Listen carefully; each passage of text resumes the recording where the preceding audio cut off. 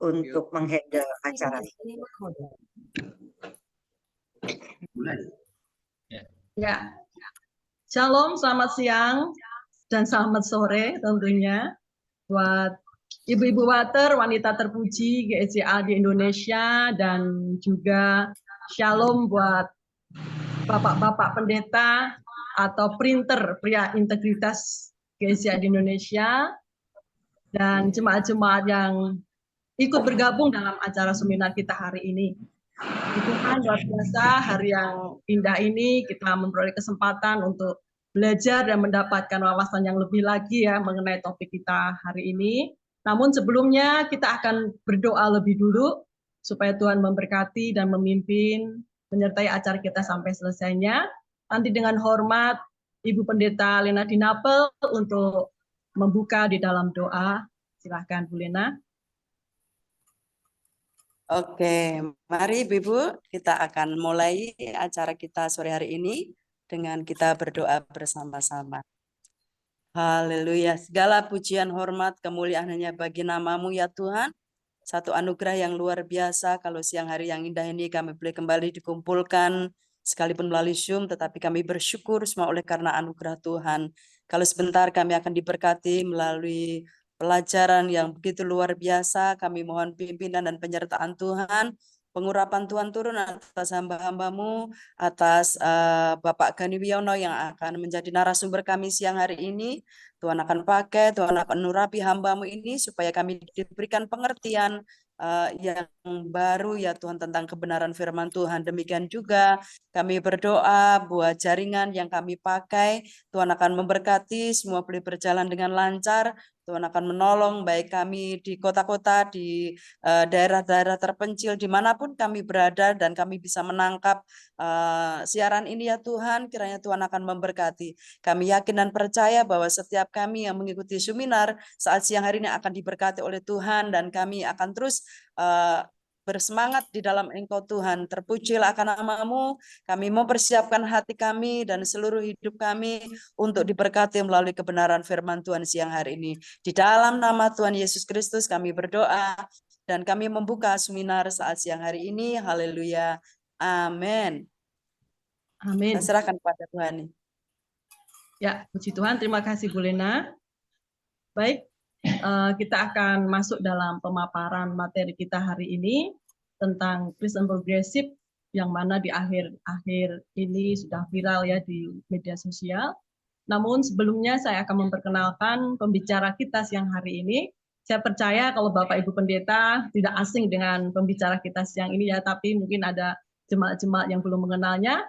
Oleh sebab itu saya akan memperkenalkan beliau yang akan menjadi pembicara kita pada siang hari ini. Beliau adalah Pendeta Gani Wiono. Salam Pak, selamat siang. Halo, selamat siang. Puji Tuhan, beliau adalah Gembala Sidang GSCA Elroy, Grogol, Jakarta Barat. Beliau dosen tetap di Sekolah Tinggi Teologi Satya Bakti Malang, dan beliau juga adalah Direktur Departemen Litbang GSCA di Indonesia, dan juga beliau adalah cendekiawan atau teolog Pentakosta di Asia yang telah menerbitkan karyanya di beberapa publikasi internasional. Mohon maaf Pak Gani, bila mana ada yang keliru nanti Pak Gani bisa koreksi, dan nanti juga bisa memperkenalkan akan keluarganya ya.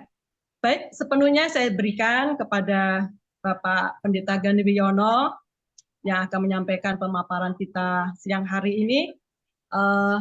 Apabila nanti Bapak Ibu ada pertanyaan, silahkan untuk menuliskan di kolom chat, dan mohon untuk semua peserta yang ikut seminar ini agar mengunmute speakernya ya, sehingga semua bisa berjalan dengan tertib dan juga lancar ya. Baik, waktu sepenuhnya saya serahkan kepada Pak Gani. Silahkan Pak. Nah, Shalom, selamat siang dan selamat sore juga untuk rekan-rekan kaum wanita yang ada di daerah Indonesia bagian tengah dan juga di Indonesia bagian timur. Saya sudah diperkenalkan tadi, ya, saya mungkin yang belum adalah keluarga saya sudah menikah dengan 2 orang putri yang sudah dewasa, Itu aja kira-kira yang bisa saya tambahkan, gambaran singkat.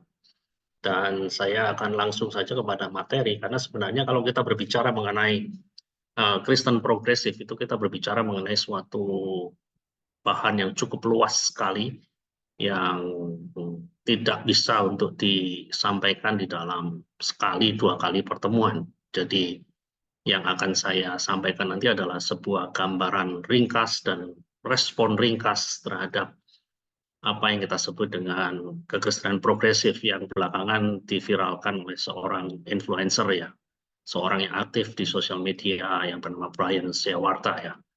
Dan untuk memudahkan ibu-ibu dan juga mungkin saya juga melihat ada beberapa bapak yang bergabung di sini, ibu-ibu dan bapak-bapak yang bergabung mengikuti presentasi saya, maka saya akan share screen terlebih dulu supaya bisa lebih gampang diikuti.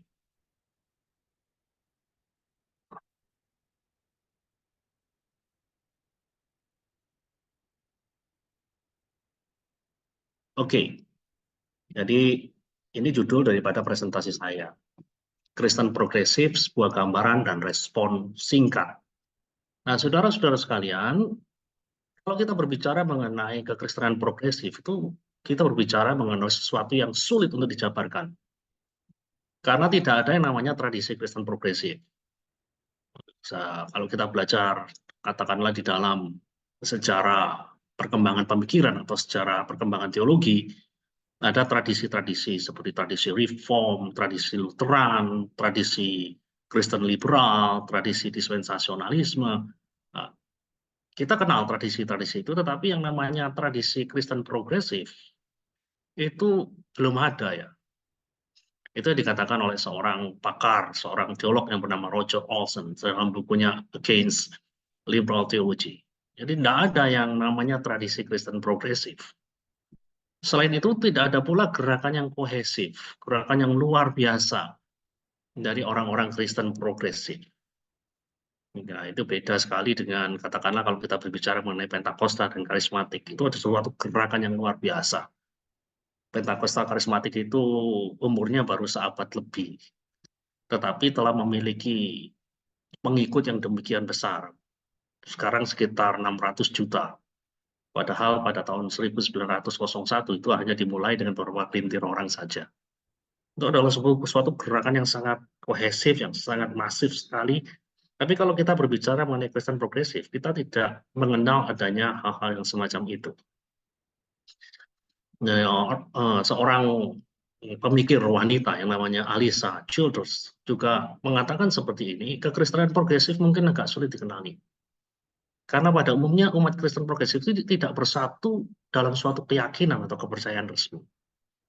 Jadi nggak ada sesuatu yang menyatukan seperti orang-orang Reform itu punya teologi Reform, orang-orang Lutheran punya teologi yang berasal dari Martin Luther. Nah, tapi kalau orang Kristen progresif ini agak sulit dikenal karena ya mereka nggak bersatu di dalam sebuah keyakinan atau kepercayaan resmi. Nah, dan hal yang membuat rumit adalah belakangan ada orang-orang Kristen yang benar-benar liberal, yang maksudnya di dalam pemahaman teologianya itu liberal, mereka suka untuk menyebut diri mereka sebagai Kristen progresif. Nah, tapi yang perlu kita ketahui bersama adalah banyak orang yang menyebut diri sebagai orang Kristen progresif sebenarnya tidak benar-benar liberal gitu. Ya, karena belakangan di dunia maya yang saya lihat adalah ya pemaparan-pemaparan yang mungkin cenderung menyederhanakan bahwa yang namanya Kristen progresif itu sama dengan Kristen liberal. Padahal faktanya nggak seperti itu. Gitu. Itu yang dikatakan oleh Roger Olson juga. Bahwa tidak semua orang-orang Kristen progresif itu punya teologi liberal. Gitu.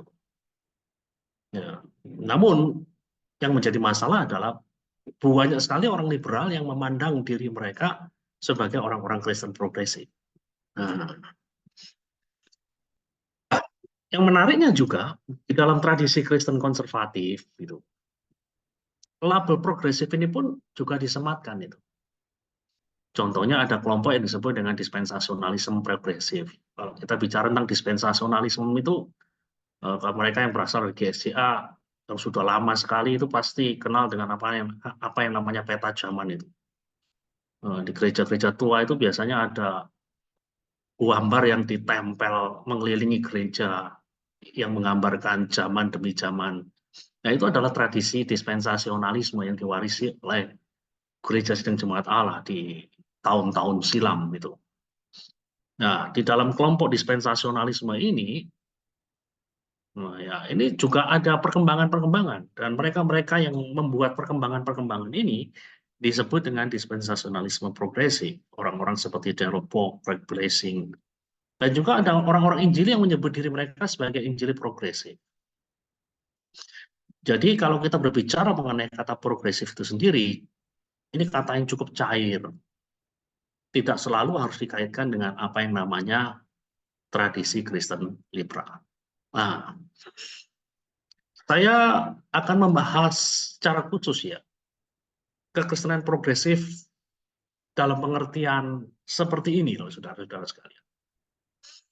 Yang akan saya bahas di sini adalah kekristenan progresif itu adalah kekristenan yang diwarnai dengan keinginan yang kuat untuk mempertanyakan tradisi, menerima keragaman umat manusia dengan penekanan yang kuat pada keadilan sosial atau kepedulian bagi kaum miskin dan mereka yang tertindas serta penata layanan lingkungan hidup.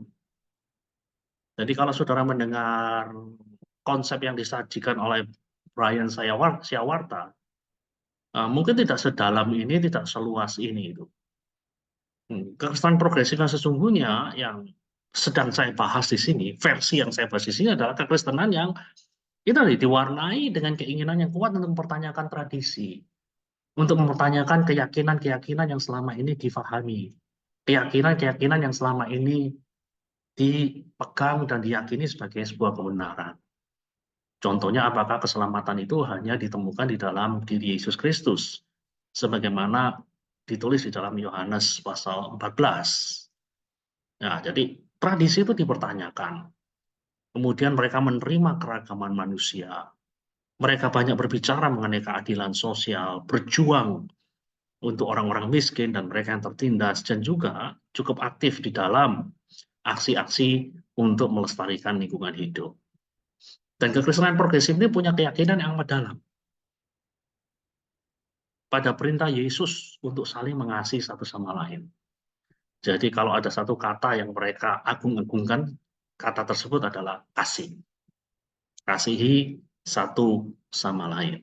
Nah, jadi kalau saudara lihat di sini, inilah gambaran ya the progressive Christianity lah kalau di dalam bahasa Inggris. Ada care, support the environment, peduli pada lingkungan, kemudian menghormati orang-orang yang beragama yang lain, kemudian menghargai pertanyaan-pertanyaan, kemudian mendengarkan apa kata sains atau ilmu pengetahuan, dan beberapa aspek yang lainnya. Oke, itu yang akan versi kekristenan progresif seperti inilah yang akan saya bahas di dalam pembahasan-pembahasan beberapa menit ke depan. Nah, sebelum kita masuk di dalam apa-apa yang mereka yakini, kita perlu untuk memahami sedikit mengenai sejarah. Nah, saudara-saudara sekalian, kekristenan progresif ini mulai populer semenjak tahun 2006. Kalau saya katakan mulai populer, berarti sebelum itu sudah ada, tetapi mulai populer bersamaan dengan semakin merebaknya sebuah gerakan di Amerika yang namanya The Emerging Church, gerakan gereja baru. Itu gerakan-gerakan yang istilahnya mencoba untuk memperbaharui kekristenan. Jadi mereka lebih banyak mengenai kerohanian ketimbang institusi keagamaan. Itu contohnya. Itulah sebabnya semboyan-semboyan mereka adalah I love Jesus. Saya mencintai Yesus. Namun I hate religion. Aku benci agama tapi aku cinta Yesus. Nah, hal seperti itulah.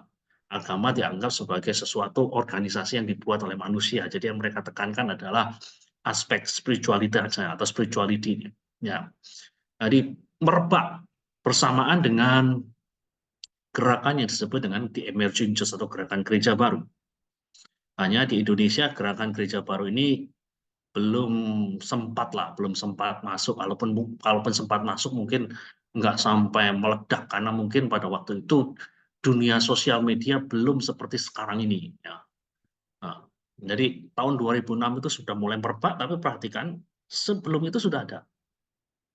Nah, kalau kita telusuri dari sejarah, kata Kristen progresif itu pertama kali digunakan oleh seorang yang namanya James Rowe Adams pada tahun 1996. Dia mendirikan apa yang disebut dengan Center for Progressive Christianity, pusat kekristenan progresif. Walaupun sekarang namanya berganti, ya. Tapi dia orang pertama yang menggunakan istilah itu. Namun dia pun tidak bisa disebut sebagai orang pertama lah yang boleh dikatakan memperkenalkan gagasan Kristen progresif. Sebelum itu benih-benihnya sudah ada. Nah, itu sejarahnya. Nah, kemudian kita akan melangkah lebih jauh lagi, ya. Ini adalah orang-orang yang kerap kali dikaitkan dengan kekristenan progresif. Jadi ada, kalau saudara perhatikan, di sini ada orang yang namanya Matthew Fox, kemudian Selby Spong. Ini Selby Spong ini beberapa buku daripada Selby Spong ini sudah diterjemahkan dalam bahasa Indonesia. Ada Marcus Borg ini beberapa bukunya juga sudah diterjemahkan di dalam bahasa Indonesia. Ada Brian McLaren, ini adalah orang-orang yang boleh dikata menjadi spokesperson sebagai juru bicara dari kekristenan progresif. Selain mereka masih ada yang lain lagi seperti ini. Nah, ada orang-orang seperti John Dominic Crossan, Barbara Harris, kemudian ada Chung Hyun Young. Nah, itu nama-nama ini yang bisa kita lihat sebagai corong atau juru bicara daripada kekristenan progresif. Dan ketika mereka berbicara tentunya jauh-jauh lebih dalam ketimbang Brian Siawarta ya. Yang hanya bisa bicara masalah kulitnya. Tapi kalau saudara mendengar orang-orang ini adalah orang-orang yang dengan pikiran-pikiran yang cemerlang sekali, yang mampu untuk mengartikulasikan pikiran-pikiran mereka dengan baik. Ya.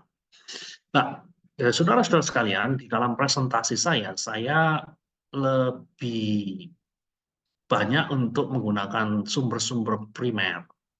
Sumber-sumber primer itu maksudnya adalah apa yang dikatakan oleh mereka sendiri, bukan apa kata orang itu.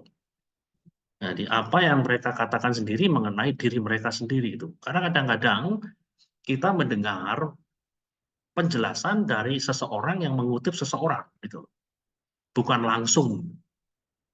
Nah, di sini saya perkenalkan paling tidak ada 3 buku yang bisa kita jadikan rujukan untuk mengenal pandangan mereka dari sudut pandang mereka sendiri, bukan dari sudut pandang orang luar gitu.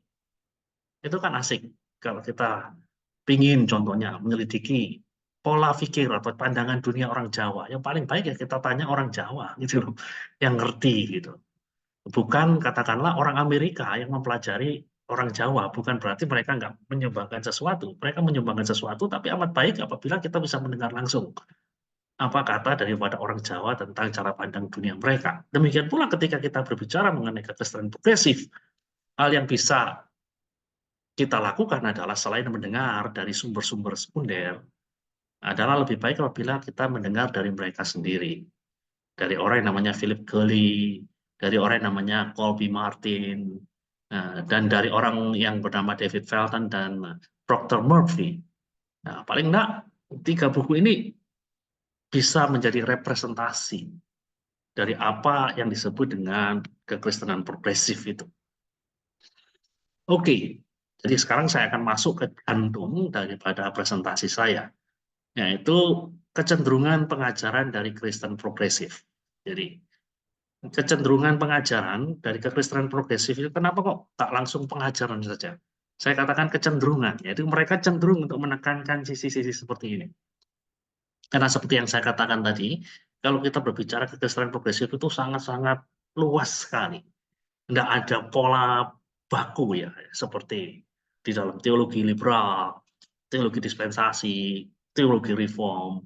Tapi di dalam kekristenan progresif, saya lebih suka untuk menggunakan kata kecenderungan. Kecenderungan pengajaran dari kekristenan progresif.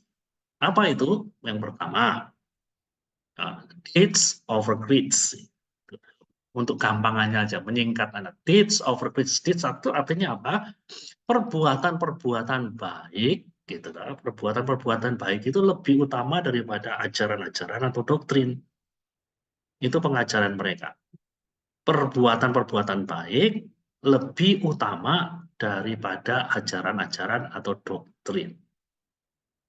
Nah, saudara-saudara sekalian, di dalam kekristenan progresif, ya, kita bicara Kristen itu kita bicara mengenai doktrin, kita bicara mengenai teologi, kita berbicara mengenai ajaran, itu menempati posisi yang sekunder. Sementara deeds itu bahasa Inggris itu artinya perbuatan baik atau kebajikan itu menempati posisi yang lebih utama. Perhatikan tadi yang sudah saya bahas di depan. Kasih itu menjadi semboyan mereka. Kasih, kemurahan hati, kebajikan menjadi pesan dominan di dalam kekristenan progresif. Nah, itu menarik sekali saudara-saudara sekalian. Lalu apa responnya? Jadi keyakinan mereka, lalu bagaimana kita meresponinya? Bagaimana kita menanggapinya?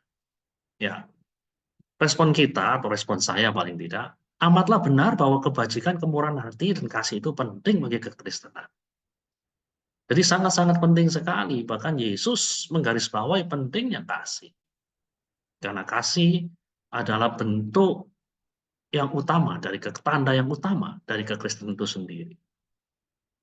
Namun walaupun kebajikan, kemurahan hati, dan kasih itu penting bagi kekristenan, namun bukan berarti kemudian doktrin, atau dalam hal ini Anda bisa membacanya dengan ajaran yang benar dapat dikesampingkan demi kebajikan dan kasih itu. Ini sudah lihat di dalam presentasi-presentasi di sosial media, didengungkan suara-suara yang mengatakan yang paling penting memang perbuatan baik. Perbuatan baiklah yang bisa membuat seseorang itu mengalami kebahagiaan hidup di masa depan, di dalam kekekalan. Katakanlah di surga, mereka bisa masuk surga cukup hanya dengan perbuatan-perbuatan baik saja. Cukup dengan kebajikan-kebajikan saja. Jadi nggak penting doktrin semacam keselamatan dan yang lain-lainnya itu bukan sesuatu yang sangat-sangat utama sekali. Yang paling penting adalah kelakuan, yang paling penting adalah tindakan. Dan sekali lagi, pada satu sisi kita harus mengamenkan hal ini ya. Karena di dalam kitab suci sendiri dikatakan iman tanpa perbuatan adalah mati. Jadi kalau kamu mengaku Kristen namun kehidupanmu tidak menyerupai Yesus, ya sama saja bohong gitu, istilahnya begitu. Namun jangan lupa bahwa ya, ada doktrin, ada ajaran yang menyatakan bahwa kesalahan manusia itu ibarat kain kotor di hadapan Tuhan. Itu yang kita baca di dalam kitab Yesaya. Dan kemudian kita melihat artikulasi atau penjelasan yang lebih dalam lagi dari Rasul Paulus di dalam Efesus pasal 2 ayat 8-10 yang mengatakan bahwa sebab oleh kasih karunialah kamu diselamatkan, bukan sebab oleh perbuatan-perbuatan baikmu kamu diselamatkan, bukan. Tetapi sebab oleh kasih karunialah, by grace you are saved by faith, gitu. Jadi semata-mata oleh kasih karunia Tuhan, oleh karena anugerah Allah manusia bisa mendapatkan keselamatan. Ini adalah ajaran, ini adalah doktrin yang tidak boleh kemudian dianggap remeh, tidak boleh dianggap sebagai sesuatu yang tidak penting.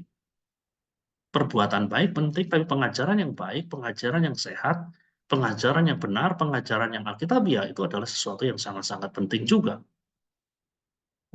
Nah, bahkan kalau kita lihat di dalam Perjanjian Baru, di dalam Perjanjian Baru kita melihat bahwa rasul-rasul itu menulis banyak hal mengenai kebajikan. Rasul-rasul menulis banyak hal mengenai kasih. Namun pada saat yang sama, rasul-rasul juga tidak segan-segan untuk mengoreksi pengajaran yang tidak benar, doktrin yang salah. Hal ini bisa kita lihat contohnya di dalam surat 1 Yohanes. Surat 1 Yohanes itu ditujukan untuk mengoreksi pengajaran-pengajaran dosetisme yang mengatakan bahwa Yesus itu hanya kelihatannya saja sebagai manusia, dia bukan manusia sejati. Dia hanya kelihatan, dia hanya tampak sebagai manusia. Jadi jangan heran kalau saudara melihat di dalam ayat yang pertama dari pasal 1, Yohanes berbicara mengenai apa yang kami lihat, apa yang kami dengar, apa yang kami saksikan, apa yang kami raba. Kenapa kok begitu detail? Dengar, lihat, saksikan, raba. Ya, untuk memastikan bahwa Yesus Kristus yang dikenal, yang disebut oleh Rasul Yohanes sebagai firman yang hidup itu adalah benar-benar manusia yang sejati. Dan ada orang-orang di gereja mula-mula yang mengatakan Yesus itu bukan betul Allah yang sejati, 100% Allah, tetapi dia bukanlah 100% manusia. Dia hanya kelihatannya saja sebagai manusia, itulah sebabnya kemudian dikoreksi. Jadi ajaran yang benar itu menjadi concern juga, menjadi kepedulian juga dari para rasul-rasul pada zaman penulisan teks-teks kitab suci. Hal yang sama bisa kita lihat di dalam tulisan Rasul Paulus, tulisan Rasul Yudas, tulisan Petrus di dalam 2 Petrus, sama dengan di dalam surat Yudas. Petrus mengoreksi pengajaran-pengajaran yang dikemukakan oleh guru-guru palsu, saudara-saudara sekalian. Dan yang paling terkenal yang bisa kita lihat adalah Rasul Paulus. Di dalam Galatia pasal 1 ayat 6 sampai 9 itu kita melihat bagaimana Rasul Paulus dengan tegas sekali, tanpa tedeng aling-aling, menyerang mereka yang menyajikan atau mempresentasikan Injil yang lain. Di dalam ayat 6 mengatakan, aku heran bahwa kamu begitu lekas berbalik daripada Dia yang oleh kasih karunia Kristus telah memanggil kamu dan mengikuti suatu Injil yang lain. Yang sebenarnya bukan Injil, hanya ada orang yang mengacaukan kamu dan bermaksud untuk memutarbalikkan Injil Kristus. Nah, terlihat Rasul yang begitu peduli dengan perbuatan-perbuatan baik. Rasul yang berbicara mengenai buah roh, kasih, sukacita, damai sejahtera, dan seterusnya. Di dalam pasal yang lain dari kitab yang sama berbicara mengenai pentingnya bagi kita untuk hati-hati terhadap pengajaran-pengajaran yang tidak sehat, yang disebut sebagai Injil yang lain. Di dalam ayat 8 dikatakan, tapi sekalipun kami atau seorang malaikat dari surga yang memberitakan kepada kamu suatu Injil yang berbeda dengan Injil yang telah kami beritakan kepadamu, terkutuklah dia. Kata-kata yang dipakai tegas sekali, terkutuklah dia. Dalam bahasa Yunani digunakan kata anathema. Seperti yang telah kami katakan dahulu, sekarang katakan sekali lagi, jikalau ada orang yang memberitakan kepadamu suatu Injil yang berbeda dengan apa yang telah kami terima, terkutuklah dia. Tegas sekali. Jadi bagi para rasul, kebenaran itu penting. Dan sama pentingnya dengan kebajikan. Kasih itu sama pentingnya dengan ajaran. Jadi kedua-duanya tidak boleh kemudian diabaikan. Kasih dan perbuatan atau kasih dan kebajikan itu adalah ibarat dua sisi dari mata uang. Kalau sebuah mata uang itu hanya satu sisi, mata uang itu tidak laku. Jadi mata uang itu perlu punya dua sisi. Kalau saudara sekarang punya koin, saudara lihat kan ada dua sisi. Nah, perbuatan baik dan kasih itu ibarat dua sisi dari mata uang. Jadi sekali lagi, kebenaran dan kasih tidak bisa dipisahkan. Itu ibarat dua sisi dari mata uang. Jadi seorang yang namanya Timothy Keller mengatakan, love without truth is sentimentality. It support and affirm us, but keep us in denial about our flaws. Kemudian Warren Weisberg mengatakan, truth without love is brutality. Kalau saya terjemahkan, kasih tanpa kebenaran itu adalah sentimental. Ia mendukung dan meneguhkan kita, namun terus membawa kita pada penyangkalan, kekeliruan-kekeliruan kita. Jadi nggak bisa hanya bicara mengenai kasih, namun membiarkan seseorang tersebut masuk ke dalam jurang kesesatan. Nggak bisa. Dan demikian pula sebaliknya, kebenaran tanpa kasih itu adalah brutalitas. Kalau kita hanya bicara kebenaran tetapi tanpa kasih, itu brutalitas. Jangan sampai seperti kita lihat di dalam tradisi agama sebelah, ada orang-orang yang demi kebenaran agama rela untuk membakar habis sebuah tempat ibadah, rela untuk mencederai, bahkan membunuh orang-orang yang tidak sepaham dengan dia. Nggak bisa seperti itu. Kebenaran tanpa kasih adalah brutalitas. Jadi sekali lagi respon kita adalah yang namanya kebajikan, yang namanya perbuatan, itu tidak boleh diangkat sedemikian tinggi, dan kemudian ajaran yang benar itu kemudian dibanting. Nggak boleh. Jadi keduanya harus ditempatkan di dalam tempat yang sejajar, sama-sama pentingnya. Yang kedua, pengajaran daripada Kristen progresif adalah dalam bahasa Inggris dikatakan the exemplary life of Jesus, our divinity of Jesus. Kalau saya terjemahkan, kekristenan progresif cenderung untuk memahami Yesus sebagai teladan hidup. Itu yang lebih penting bagi mereka. Ini sesuatu yang lebih utama bagi mereka ketimbang Yesus sebagai Allah. Jadi Yesus itu hanya dipandang sebagai manusia yang hidupnya layak diteladani, harus diteladani. Ini yang mereka tekankan. Contoh dan teladan kehidupan Yesus ketimbang Yesus sebagai Allah. Yesus dipandang sebagai manusia yang sempurna, sangat sempurna. Dan beberapa mengatakan, nah kesempurnaan itulah yang kemudian menjadikan Yesus jadi Allah. Jadi dengan kata lain, keilahian adalah sesuatu yang dia peroleh. Bukan sesuatu yang dia punyai dari sejak awalnya. Jadi ada loh orang-orang yang punya pemahaman semacam ini. Keilahian Yesus difahami sebagai sesuatu yang earned, didapatkan oleh karena ya kehidupan yang luar biasa itu. Bukan dari sononya, bukan dari mulanya. Dia adalah Allah. Dan ini jelas-jelas ya kalau kita perhatikan ya bertentangan dengan pemahaman Kristiani. Karena Yesus itu kekal adanya. Dia dari dulu, sekarang, sampai selama-lamanya adalah Allah. Tidak ada suatu waktu di mana dia bukan Allah. Dia adalah Allah itu. Makanya urutan yang benar kalau kita berbicara mengenai Yesus itu adalah Allah yang sempurna, Yesus itu manusia yang sempurna. Jangan dibalik urutannya. Jangan Yesus itu manusia sempurna, Yesus Allah sempurna. Ini kebalik. Urutan itu sangat menentukan. Kalau kita baca di dalam Injil Yohanes pasal 1 katakan pada mulanya adalah firman, firman itu bersama-sama dengan Allah dan firman itu adalah Allah. Yohanes 1 ayat 1, Yohanes 1 ayat 14, dan firman itu telah menjadi daging, telah menjadi manusia, diam di antara kita, penuh dengan kasih karunia dan kebenaran. Nah, kalau kita perhatikan di dalam Injil Yohanes urutannya adalah Yesus itu ilahi sepenuhnya, karena dia adalah logos. Baru kemudian di dalam 14, yang ilahi itu jadi manusia. Jangan dibalik kemudian seperti pengajaran-pengajaran yang ramai di sosial media. Manusia yang kemudian dijadikan Allah. Kebalik ini pengajaran yang tidak benar. Gitu. Di dalam pengajaran Kristen progresif, Yesus itu yang ditekankan adalah aspek teladannya.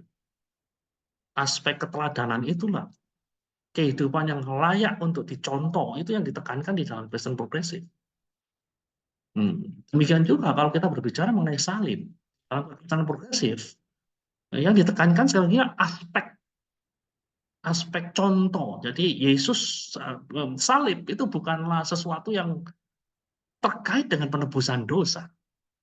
Di dalam kekristenan progresif, kecenderungan mereka adalah mereka melihat bahwa peristiwa di salib adalah peristiwa di mana ada manusia yang tidak adil, ada manusia-manusia yang jahat, yang melakukan sesuatu pada diri orang yang innocent, orang yang tidak berdosa, yakni Yesus, yang tiada salah, tanpa salah, kemudian dianiaya, digantung di atas kayu salib. Dan kemudian ada respon Yesus. Respon Yesus bukan membalas kejahatan dengan kejahatan, tetapi membalas kejahatan dengan kebaikan. Bukan mata ganti mata, bukan gigi ganti gigi. Tetapi kejahatan yang dibalas dengan kasih. Dan penganut-penganut Kristen progresif yang menekankan aspek ini.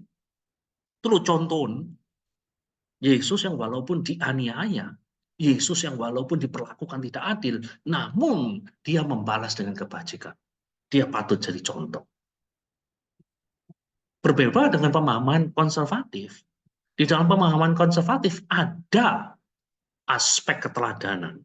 Namun ada sesuatu yang lebih daripada sekedar aspek keteladanan. Salib adalah cara Allah, solusi yang disediakan Allah untuk menyelesaikan dosa manusia. Dan hal inilah yang kurang ditekankan, karena yang ditekankan adalah aspek keteladanan. Lalu respon kita sebagai orang percaya apa? Responnya ya memang meneladani Yesus itu penting. Dan merupakan sebuah keharusan bagi kehidupan orang percaya, sebagaimana ditulis di dalam surat Ibrani 12 ayat 2. Yesus Kristus adalah teladan dan tujuan. Yesus Kristus adalah teladan dan sasaran dari iman kita. Betul Yesus adalah teladan, betul kehidupannya menjadi sesuatu yang patut untuk kita turuti, kita teladani. Namun demikian Yesus bukan hanya sekedar teladan iman dan kehidupan saja. Yesus juga Allah yang berhak untuk disembah. Dia layak disembah. Dan kita lihat di dalam Wahyu pasal 5, ada sebuah gambaran surgawi di mana ada anak domba yang tersembelih, dan anak domba yang tersembelih itu menerima pujian, hormat, dan kemuliaan. Disembah oleh segala makhluk. Jadi kita melihat di sini, Yesus bukan hanya sekedar teladan, dia adalah Allah. Karena hanya Allah yang harus disembah dan layak disembah.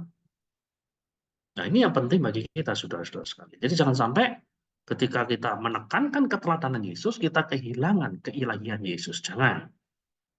Keteladanan Yesus penting, namun keilahian Yesus juga penting. Bagaimana dengan kematian Yesus di Kalvari? Kematian Yesus di Kalvari juga bukan hanya sekedar teladan bagi kita, namun juga cara ilahi, solusi ilahi untuk menyelesaikan masalah dosa. Manusia dengan kemampuannya sendiri nggak bisa menyelesaikan masalah dosa. Malaikat pun tidak bisa menyelesaikan masalah dosa. Hanya Allah yang bisa menyelesaikan masalah dosa dengan mengirim putranya yang tunggal, Yesus Kristus. Oke, kita melihat hal yang ketiga. Apa yang diyakini oleh Kristen progresif? Inclusive church, gereja yang inklusif. Oh, apa sih gereja inklusif itu, Pak? Kita dengar apa yang dikatakan oleh Colby Martin di dalam bukunya The Shift. Colby Martin mendefinisikan gereja inklusif itu gereja yang kayak gini. Yang saya maksud adalah gereja yang memenuhi 3 kriteria berikut. Gereja yang terbuka dan mengafirmasi atau meneguhkan kelompok LGBTQ. LGBTQ, saya yakin Bapak Ibu serta saudara-saudara sekalian cukup akrab. Lesbian, gay, bisexual, transgender, queer, itu singkatannya. Itu yang pertama. Itu mengafirmasi kelompok LGBTQ. Yang kedua, egaliter di dalam memandang perempuan dan laki-laki. Dan yang ketiga, ini sebenarnya dalam konteks Amerika, serta sadar dan secara aktif bekerja untuk membongkar supremasi kulit putih yang sistemik. Nah, bagaimana respon kita terhadap gereja inklusif ini? Gereja yang terbuka, mengafirmasi kelompok LGBTQ, egaliter dalam memandang perempuan dan laki-laki, serta sadar secara aktif untuk membongkar supremasi kulit putih yang sistemik. Ya, dalam 2 isu yang terakhir, tampaknya kita ya bisa sejalan lah. Egaliter di antara perempuan dan laki-laki di gereja Sedang Jemaat Allah itu sudah dilakukan. Laki-laki dan perempuan punya hak dan kewajiban yang sama di dalam pelayanan. Mereka diperbolehkan menjadi pemimpin, mereka diperbolehkan menjadi gembala sidang, mereka diperbolehkan berkhotbah, egaliter. Itu di gereja Sedang Jemaat Allah. Tapi di gereja-gereja yang lain, bisa jadi itu pasti belum bisa. Jadi perempuan ditempatkan dalam posisi yang lebih rendah.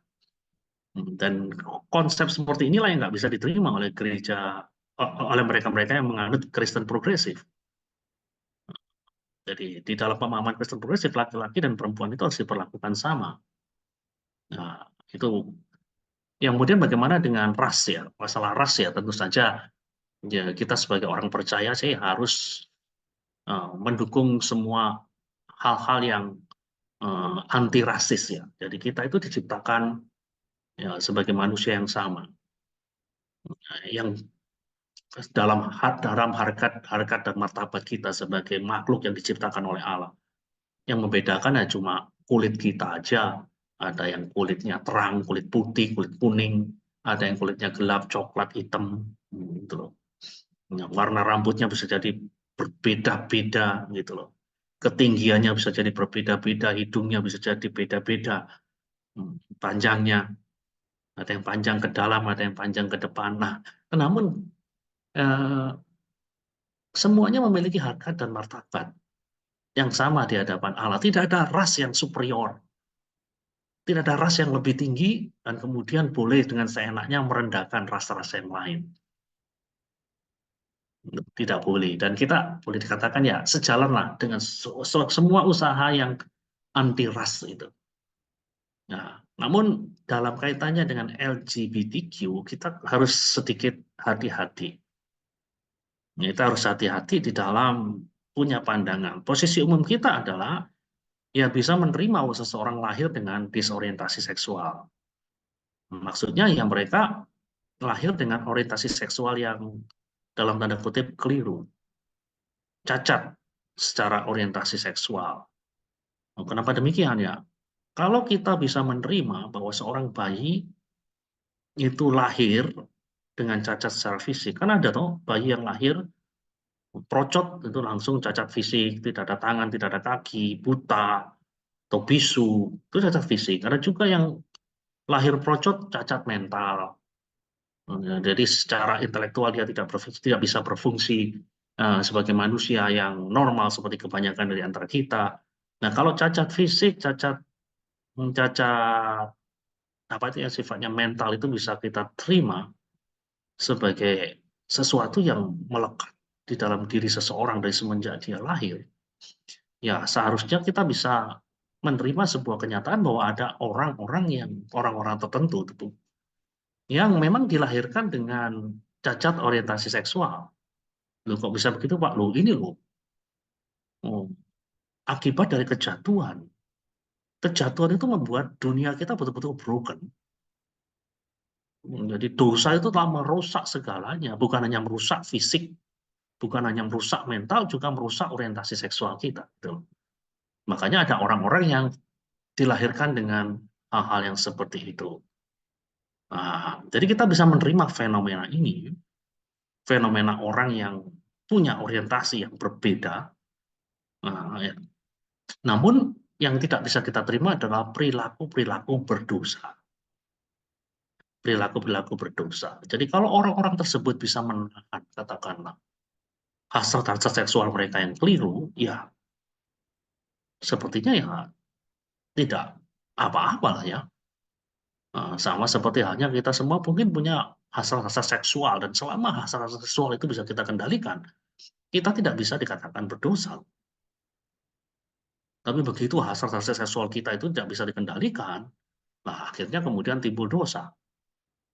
Tetapi selama hasrat-hasrat seksual, ini saya bicara tentang orang-orang yang seperti gay, lesbian, itu bisa dikendalikan sedemikian rupa, ya mereka tidak bisa dikatakan berdosa. Mereka dikatakan berdosa ketika mereka mewujudkan di dalam perilaku-perilaku. Seperti yang disebut oleh Rasul Paulus di dalam Roma pasal 1, ayat 26 dan ayat 27. Rasul Paulus berbicara mengenai persetubuhan yang tidak wajar. Lah, kalau sudah terjadi kayak begini, ini dosa. Nah, ini jadi kita harus hati-hati di sini ya. Itulah sebabnya ya, menurut saya sih gereja Tuhan masa kini harus bisa terbuka terhadap orang-orang yang seperti itu dengan kehati-hatian. Sama seperti Yesus bisa menerima pelacur, pemungut cukai, ya seharusnya kita bisa menerima orang-orang yang dimarginalkan. Tujuannya apa? Nah, tujuannya supaya orang-orang tersebut bisa dimuridkan sedemikian rupa sehingga mereka tidak melakukan dosa. Sehingga mereka tidak berbuat dosa. Nah, itu yang penting bagi kita untuk kita pahami. Jadi di dalam perkara yang ketiga ini ada dua hal di mana kita bisa setuju, namun ada satu hal yang kita harus hati-hati. Yang berikutnya, nomor 4. Apa yang diyakini oleh Kristen progresif? Questioning, not indoctrination. Jadi gereja-gereja Kristen progresif atau mereka-mereka yang menganut Kristen progresif itu membuka diri terhadap pertanyaan-pertanyaan. Dan mereka agak keberatan dengan apa yang namanya indoktrinasi. Membuka diri terhadap pertanyaan, bukan indoktrinasi. Nah, saudara-saudara sekalian, penganut kekristenan progresif itu merasa tidak nyaman di dalam gereja-gereja konservatif. Gereja-gereja konservatif itu ya kayak gereja-gereja kita lah, gereja GSJA, kemudian gereja Reform, model-model itu kan disebut dengan gereja-gereja konservatif yang cenderung ya, berarti bukan semuanya, tapi kebanyakan itu melakukan pendekatan yang simplistik, pendekatan yang gampang lah ya. Pendekatan yang saya sebut dengan shortcut, pendekatan potong kompas. Jadi pendekatannya pokoknya, ya percaya aja ini. Percaya aja, yang penting percaya. Nah, dan merasa begitu pasti bahwa apa yang diajarkannya itu benar, nggak bisa diganggu-gugat.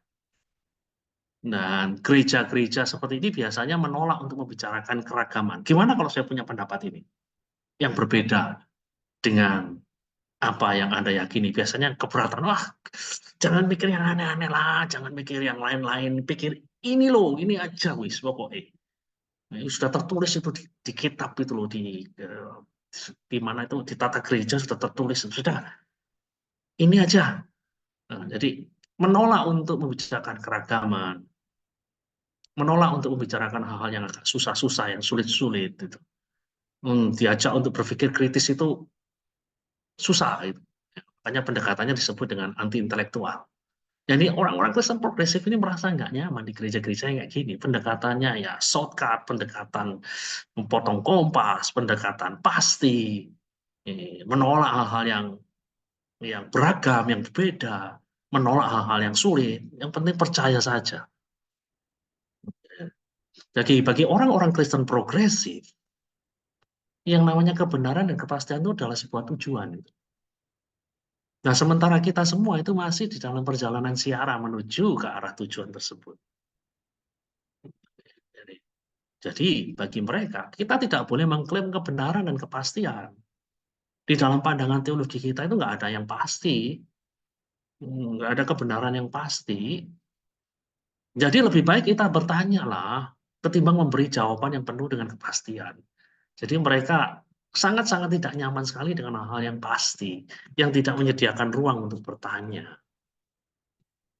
Nah, saudara-saudara sekalian ya, yang namanya bertanya ini, kalau tidak, istilahnya tidak ada rambu-rambu yang jelas, tidak ada istilahnya pemimpin atau mentor yang baik gitu loh, bagi itu bisa menuntun dalam pandangan yang ekstrim,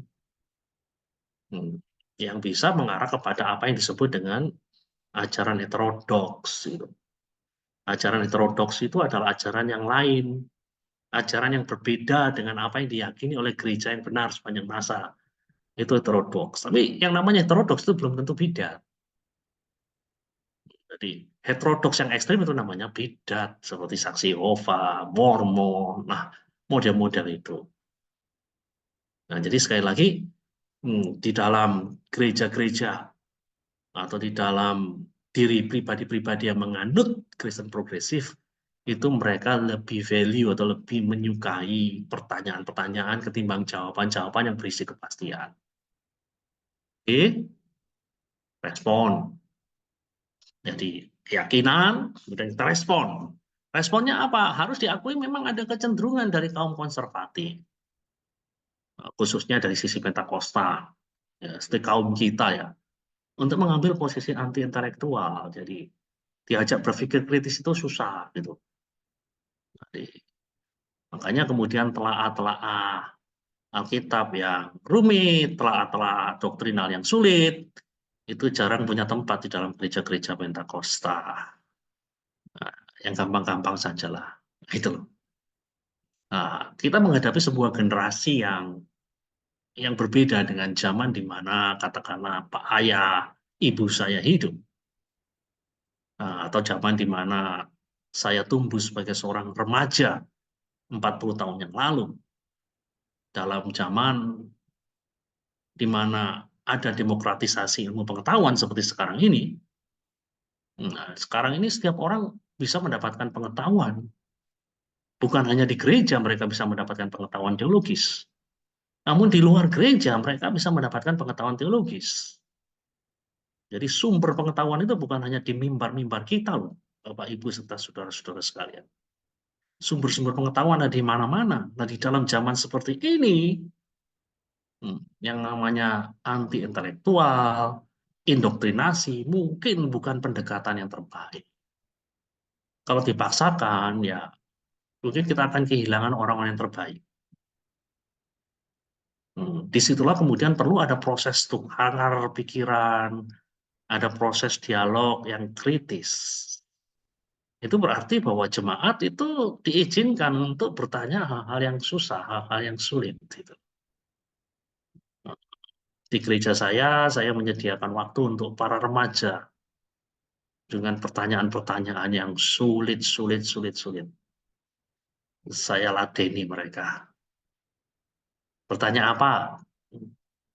Kita bahas bersama-sama. Kita diskusi bersama-sama.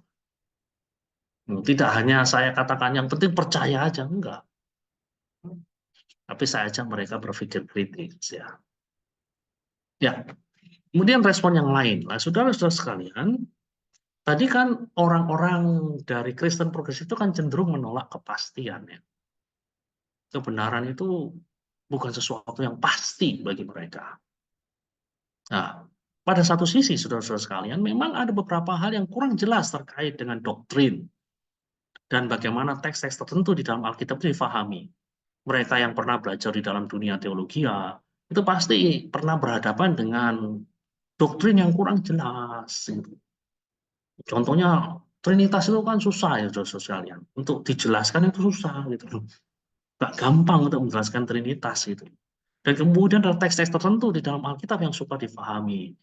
Contohnya di satu sisi Yesus mengatakan, aku dan Bapa adalah satu. Kemudian di sisi yang lain Yesus mengatakan, Bapa lebih besar daripada aku. Saya bener, saya undi, tanya orang Jawa. Yang benar yang mana ini, saudara-saudara sekalian? Jadi ada teks-teks yang sukar untuk dipahami. Kita harus akui itu, ada beberapa hal yang kurang jelas, ada beberapa hal-hal yang kabur. Ya. Namun pada sisi yang lain, kita harus meyakini bahwa ada hal-hal yang benar dan pasti. Itu harus kita yakini, ada hal-hal yang benar, ada hal-hal yang pasti. Kenapa demikian? Karena iman itu didasarkan pada suatu kebenaran yang kekal. Iman kita itu didasarkan pada suatu kebenaran yang kekal, yang tidak berubah dari dulu, sekarang, dan selama-lamanya. Jadi iman Kristen itu didasarkan pada sesuatu yang abadi, kekal, bukan sesuatu yang berubah-ubah, saudara-saudara sekalian. Jadi mau tidak mau kita harus percaya ada kebenaran yang pasti, gitu. Ya.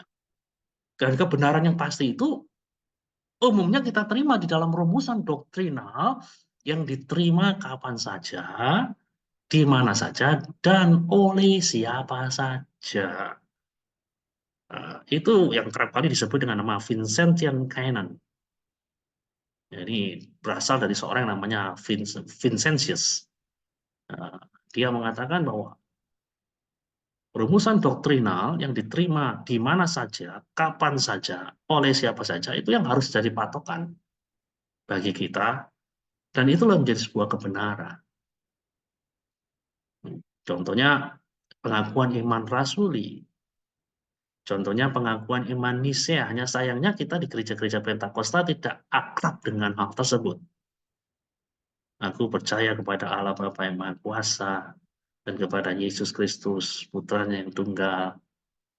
Nah, di gereja saya sudah membahas keseluruhan poin demi poin dari 12 kalimat pengakuan iman rasuli.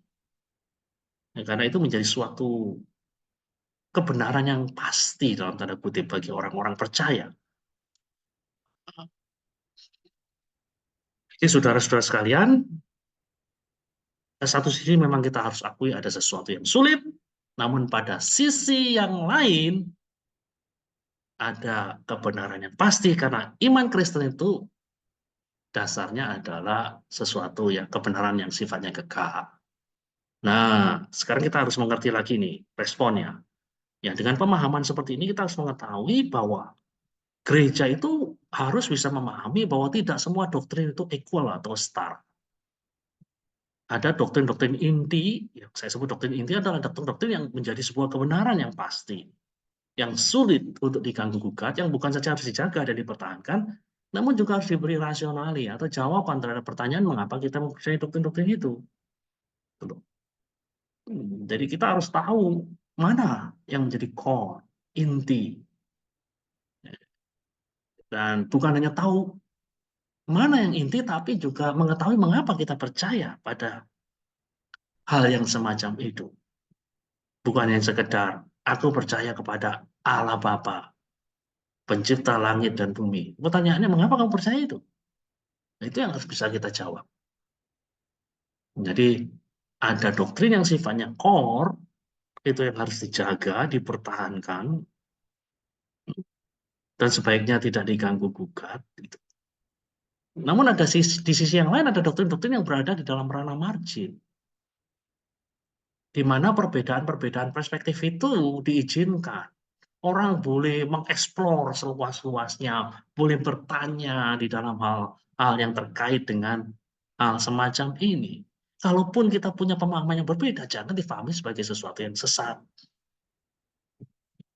Jadi kalau kita perhatikan, kita berbicara mengenai kalau kita berbicara mengenai doktrin Kristen, kita bicara mengenai core. Core itu inti, dan margin. Ada margin 1, ada margin 2. Nah, ya itu. Jadi ada core dan margin. Jadi core ini yang harus kita pertahankan, karena itu adalah sebuah kebenaran yang saya sebut tadi dalam tanda kutip pasti tadi. Nah, ya. Contohnya kalau kita berbicara mengenai eskatologi, doktrin mengenai kedatangan Kristus kali yang kedua. Ada yang menjadi inti yang nggak bisa diganggu gugat. Apa itu parusia, kedatangan Kristus kali yang kedua? Sebagai sebuah event yang akan terjadi di masa depan, di mana Yesus datang kembali dengan tubuh kebangkitannya. Jadi ini yang harus dijaga, dipertahankan. Dan semua orang percaya harus percaya akan hal ini. Dan kenapa kita percayakan hal itu? Yang itu nanti masalah yang lain. Nah, tapi harus dipercaya ini ada kebenaran ini loh. Ini inti. Ketika kita tidak percaya lagi Kristus itu akan datang kali yang kedua, ya kita sudah kehilangan kekristenan kita. Nah, tapi ada yang sesuatu yang margin gitu loh. Sesuatu yang margin 1. Nah, itu margin 1 itu berbicara mengenai kapan sih parusia itu, kapan sih kedatangan Kristus kali yang kedua itu terjadi. Lah ini kan macam-macam. Ada yang mengatakan, oh itu Kristus akan datang sebelum 1000 tahun. Oh itu Kristus datang sesudah kerajaan 1000 tahun. Ada yang disebut dengan pre, post. Ada yang disebut dengan amilenialisme. Tidak ada yang namanya kerajaan 1000 tahun. Gitu. Kristus sudah datang sewaktu-waktu. 1000 tahun itu hanya sekedar simbol dari zaman gereja. Kan beda-beda. Margin. Kenapa saya sebut margin? Karena Yesus sendiri mengatakan mengenai waktu, mengenai masa, mengenai jam. Tidak seorang pun yang tahu. Malaikat di surga tidak tahu. Anak pun tidak tahu, hanya Bapa yang tahu. Nah, kenapa kita harus nebak-nebak pre, post, itu. Nah, kalau kita pun berbeda di sini, saya menganut post contohnya, Anda menganut pre, saya tidak berhak mengatakan bahwa Anda sesat, Anda salah. Nah, demikian juga kalau kemudian kita lihat level yang kedua itu, di dalam pre-milenial itu ada macam-macam, ada pre-tribulasi, pengangkatan gereja sebelum aniaya besar, mid-tribulasi, pengangkatan gereja di tengah-tengah kesusahan besar, post-tribulasi, pengangkatan gereja sesudah kesusahan besar. Oh, ini sudah level 2 lagi nih. Dan ini adalah bagian daripada pre-mil, tidak pernah diajarkan di dalam post-mil atau amil. Nah, di sini lagi kalau kita berbeda pun ya, kita tidak bisa mengatakan bahwa teman kita itu sesat atau kemudian ayo kalau ada gereja kita menganut premil pre-tribulasi, saya nggak setuju, maka kemudian saya mendirikan sebuah gereja GSCA premil post-tribulasi, karena premil pre-tribulasi itu sesat. Nggak bisa kita ngomong seperti itu. Nah, jadi sekali lagi kita harus hati-hati di dalam ngomong begini. Ini di GSCA ini belakangan terjadi turbulensi mengenai hal-hal yang doktrinal, dan kadang-kadang orang-orang gampang aja ngomong rekan-rekannya sesat, rekan-rekannya salah, tanpa mengerti spektrum dari pengajaran, tanpa banyak belajar mengenai sejarah gereja, tanpa banyak belajar mengenai sejarah pemikiran teologi. Jadi orang menentukan sesat atau tidak sesat itu enggak sesederhana seperti membalik telapak tangan itu. Di dalam sejarah gereja kita harus memahami ada yang namanya ortodoksi. Itu kalau digambarkan sebagai spektrum itu di bagian paling kanan. Itu ortodoksi itu adalah pengajaran yang diterima oleh gereja pada umumnya. Kemudian paling kiri itu ada yang namanya bidat atau heresi. Yaitu alternatif dari ajaran ortodoks yang dianggap menyimpang terlalu jauh dari ortodoksi. Kelompok seperti Saksi Yehova, Mormon itu berada di sana. Dan ada kelompok yang tidak dikategorikan sebagai ortodoksi, tidak dikategorikan sebagai heresi atau bidah. Namun pemahaman mereka itu beda dengan pemahaman ortodoksi atau pengajaran yang dianggap benar. Tapi belum bisa dikategorikan sebagai bidat seperti pengajaran universal salvation dan sebagainya. Banyak yang teriak-teriak keluar-keluar di media massa tanpa ngerti apa itu universal salvation. Hanya sekedar ngikut aja, jadi ekor. Nah, kemudian yang kelima adalah the present over the eternal. Di dalam pemahaman Kristen progresif, kehidupan di dunia ini lebih penting daripada kehidupan di akhirat. Nah, saudara-saudara sekalian, kekristenan progresif memberikan kritik terhadap kekristenan konservatif yang cenderung berbicara hal-hal yang kekal dan hal-hal yang akan datang. Namun mengabaikan hal-hal yang kelihatan, depan mata, hal-hal masa kini yang urgen, seperti isu keadilan sosial, kemiskinan, krisis ekologis itu nggak banyak dibahas oleh orang-orang Kristen konservatif. Coba saudara dengar apa yang saudara dengar pada hari Minggu, katakanlah selama 5 tahun terakhir. Kan lebih banyak bicara masalah dosa, lebih banyak berbicara mengenai kehidupan kekal, dan lain-lain. Mungkin ada yang membahas neraka, ada yang membahas surga, tapi kehidupan sehari-hari itu mungkin jarang tersentuh. Mungkin kita lebih banyak berbicara tentang neraka, namun kita abai terhadap orang-orang yang hidup tidak jauh dari kita yang mengalami dalam tanda kutip neraka setiap hari karena kurang makan, karena kurang minum, karena mereka mengalami kemiskinan yang sangat ekstrim. Nah itu, ya. Atau mereka tertindas.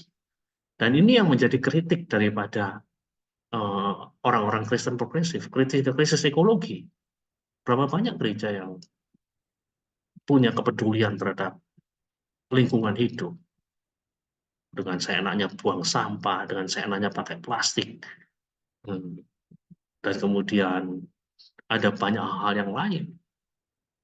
Nah, dan inilah yang kemudian dikritik oleh orang-orang Kristen progresif. Loh, kok kita gini ya? Kok kita lebih banyak berbicara mengenai dunia yang akan datang? Kenapa kita tidak peduli dengan apa yang ada di hadapan kita? Gitu. Kenapa kita tidak berusaha mewujudkan surga itu di dalam kehidupan masa kini? Gitu. Nah, respon harus diakui bahwa kekristenan konservatif yang umumnya menjalankan model kekristenan platonik. Kita tahu bahwa kalau kita perhatikan di dalam gereja mula-mula, kekristenan itu bisa melihat suatu keseimbangan, integrasi yang dinamis sekali di antara yang rohani dan yang ragawi, di antara kehidupan di zaman yang akan datang dan kehidupan di zaman yang sekarang. Itu betul-betul terintegrasi dengan manis sekali di dalam gereja mula-mula. Sudah lihat itu bagaimana orang yang kekurangan itu kemudian dibantu dengan mereka yang kelebihan, malah ada orang-orang yang rela menjual hartanya demi menolong orang-orang yang kekurangan, sehingga di dalam kitab Kisah Para Rasul ada satu kata yang luar biasa, dan kata itu mengatakan tidak ada satupun dari antara mereka yang berkekurangan. Sudah bisa lihat itu di dalam Kisah Para Rasul pasal 4 kalau tidak salah. Tidak ada satupun dari antara mereka yang berkekurangan. Kita melihat sesuatu yang indah, namun kemudian kita melihat bagaimana filosofi Yunani itu mempengaruhi kekristenan di dalam perkembangan yang selanjutnya, sehingga kekristenan berubah menjadi platonik, fokus pada hal yang rohani, pada hal yang surgawi. Kalau kita bicara agama itu selalu kita bicara hal yang rohani, surgawi. Namun akhirnya cenderung mengabaikan yang ragawi, platonik gitu. Dan itu masih tersisa di dalam jargon atau kalimat-kalimat yang kita pakai sehari-hari. Contohnya, mari kita selamatkan jiwa-jiwa. Emangnya manusia cuma jiwa? Toh manusia itu ada tubuhnya, ada rohnya. Tapi kenapa kok kalimat kita adalah kalimat selamatkan jiwa-jiwa? Gitu. Emangnya manusia itu punya jiwa aja? Kan ada aspek yang lain daripada manusia. Nah, ini kekristenan yang platonik. Karena jiwa-jiwa, kita nggak pusing orang mau melarat, mau apa, mau susah, mau apa, nggak penting. Yang penting surga. Gitu. Orang mau lapar roti, doesn't matter. Nggak jadi masalah. Yang penting mereka kenyang firman. Nah, kita lihat, bukan berarti ini salah. Yang saya maksud adalah perlu integrasi, perlu keseimbangan di antara keduanya. Jadi respon kita adalah kita tidak perlu membuat dikotomi di antara the present dan the eternal. Yang dunia masa kini dengan dunia yang akan datang, kedua-duanya itu penting loh di dalam ajaran Yesus. Coba saudara lihat di dalam Matius pasal 6 ayat 19-21. Yesus berkata, jangan kamu mengumpulkan harta di bumi hangat dan karat merusakannya dan pencuri membongkar serta mencurinya, tapi kumpulkan bagimu harta di surga. Yesus berbicara mengenai the eternal, yang kekal, yang nanti. Namun pada saat yang sama, kalau sudah lihat di dalam Matius 25, ayat 44 dan 55, di sana kita melihat perumpamaan yang luar biasa tentang domba dan kambing. Di sana kita melihat lalu mereka pun menjawab. Dia katanya, Tuhan, bila manakah kami melihat engkau lapar atau haus, atau sebagai orang asing, atau telanjang, atau sakit, atau dalam penjara, dan kami tidak melayani engkau. Maka ia akan menjawab mereka, aku berkata kepadamu sesungguhnya segala sesuatu yang tidak kamu lakukan untuk salah seorang dari yang paling hina ini, kamu tidak melakukannya juga untuk aku. Yesus berbicara mengenai pelayanan dunia masa kini. Yang lapar, yang haus, yang asing, telanjang, sakit, di penjara. Itu kok realita masa kini, the present. The present is important, the eternal is important. Yang hari ini penting, yang masa depan penting, nggak boleh ditarik dikotomi ini lebih penting daripada yang ini. Kedua-duanya sama-sama penting. Hal yang sama kita jumpai di dalam tulisan Rasul Paulus. Rasul Paulus dalam Kolose 3 ayat 1-2 mengatakan, karena itu kalau kamu dibangkitkan bersama dengan Kristus, adalah perkara yang di atas, di mana Kristus ada, duduk di sebelah kanan Allah. Pikirkanlah perkara yang di atas, bukan yang di bumi, perkara yang di atas. Rasul Paulus berbicara perspektif di eternal. Namun pada saat yang sama sudah lihat di dalam 2 Tesalonika 3 ayat 10-11, dia mengkritik orang-orang yang istilahnya terobsesi dengan kedatangan Tuhan. Pasal 3 ayat 10 mengatakan, sebab juga waktu kami berada di antara kamu, kami memberi peringatan ini kepada kamu, jika seorang tidak mau bekerja, janganlah ia makan. Kami katakan ini karena kami dengar bahwa ada orang yang tidak tertib hidupnya dan tidak bekerja, melainkan sibuk dengan hal-hal yang tidak berguna. Kalau ini kritik Rasul Paulus kepada jemaat Tesalonika yang tidak bekerja karena asik terobsesi dengan kedatangan Tuhan kali yang kedua. Kalau zaman sekarang orang nggak mau sekolah, orang nggak mau kerja karena Kristus mau datang, lebih baik doa saja. Nah, itu dikritik oleh Rasul Paulus. Nah, saya sudah menyampaikan 5 poin dari kekristenan progresif. Kesimpulannya apa? Kesimpulannya kekristenan progresif ini menyajikan setengah kebenaran, half truth. Bukan berarti apa yang mereka katakan itu salah, enggak. Sebagian dari apa yang mereka katakan itu benar, namun tidak semuanya benar. Half truth, itu lagi. Atau separuh kebenaran, setengah kebenaran. Nah, di orang teolog dari tradisi Puritan namanya James I. Packer mengatakan, a half truth masquerading as a whole truth becomes a complete untruth. Kalau saya terjemahkan, setengah kebenaran yang berkedok sebagai kebenaran yang utuh menjadi ketidakbenaran yang sempurna. Nah, ini loh. Biasanya bidat-bidat itu seperti itu. Jadi menampilkan setengah kebenaran sebagai sebuah kebenaran.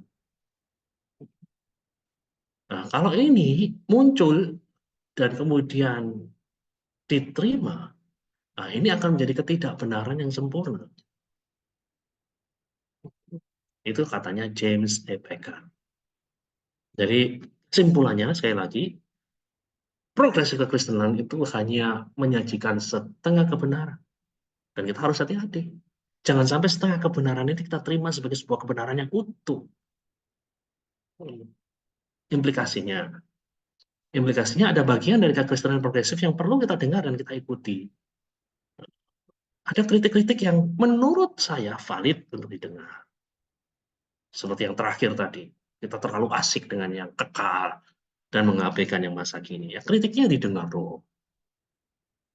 Questioning, bertanya, nggak apa-apa bertanya, nggak ada salahnya. Namun ada bagian yang harus ditolak dengan tegas karena menyimpang dari ortodoksi. Contohnya apa? Menganggap Yesus hanya sekedar teladan. Itu salah, Yesus bukan yang sekedar teladan, dia adalah ilah, Allah kita yang layak disembah. Nah, implikasinya itu. Dan sebagai penutup, saya ingin mengutip 1 Timotius 4 ayat 16, nasihat dari Rasul Paulus kepada Timotius, awasilah dirimu sendiri dan awasilah ajaranmu. Bertekunlah dalam semua itu karena dengan berbuat demikian engkau akan menyelamatkan dirimu dan semua orang yang mendengar engkau. Jadi di sini Rasul Paulus mengatakan awasi dirimu. Awasi dirimu, lihat perilakumu, lihat tindak tandukmu. Hati-hati dengan hidupmu, namun bukan hanya berhenti di situ. Awasi ajaranmu. Jadi di dalam hidup, di dalam perilaku itu harus benar, di dalam ajaran juga harus benar. Awasi dirimu, awasi ajaran. Jadi jangan jomplang, ajaran benar, hidup nggak benar. Atau hidup benar, ajaran nggak benar. Rasul Paulus mengatakan, awasi dirimu sendiri dan awasi ajaranmu, bertekunlah dalam semua itu, karena dengan berbuat demikian, engkau akan menyelamatkan dirimu. Perhatikan, engkau akan menyelamatkan dirimu. Dan semua orang yang mendengarkan. Ya, ketika kita mengawasi diri kita sendiri, mengawasi ajaran kita, kita bukan saja menyelamatkan diri kita sendiri, namun semua orang yang diizinkan Tuhan menjalin kontak dengan kita, mendengar kita ngomong, melihat cara hidup kita, dan dengan demikian mereka pun akan diselamatkan. Tuhan memberkati. Serahkan pada Howard.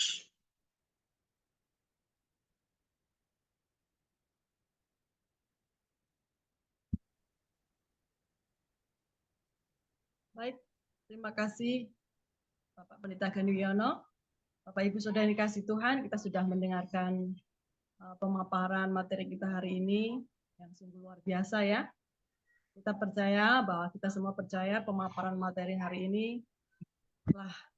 kita telah mendapatkan wawasan-wawasan dan pengetahuan yang lebih lagi sehingga kita bisa menyikapi tentang pengajaran-pengajaran Kristen progresif ini ya. Baik, untuk menyingkat waktu, ada beberapa pertanyaan dari Bapak Ibu Saudara nanti akan dijawab oleh pembicara kita Bapak Pendeta Gani Wiono. Yang pertama,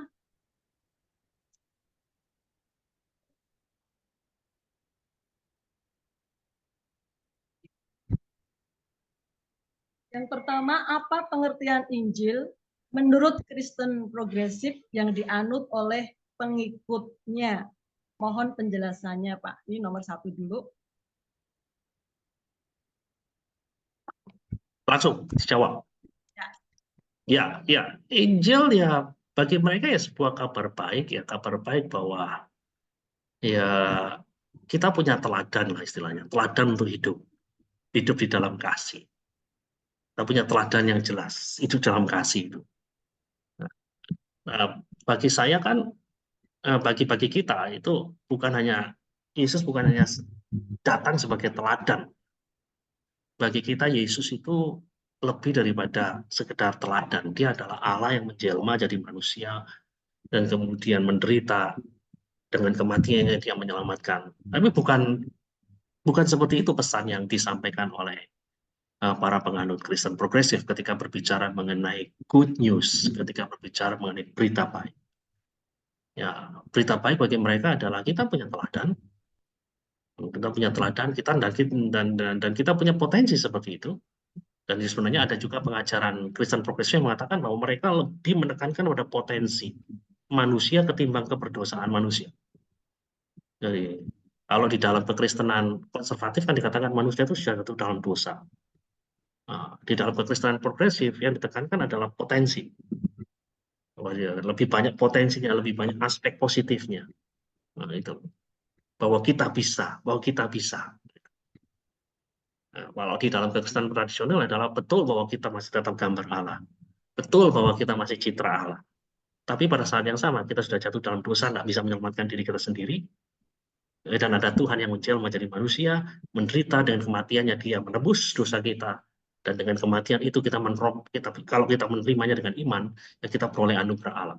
Itu versi kita. Kalau versi mereka bukan seperti itu. Versi mereka adalah bahwa terlepas dari kejatuhan, ya manusia masih punya potensi. Mungkin kita bisa mengatakan, nah itulah bagian daripada berita baik dari kekristenan progresif. Kita bisa, dan kita punya teladan, dan teladan itu adalah Yesus Kristus.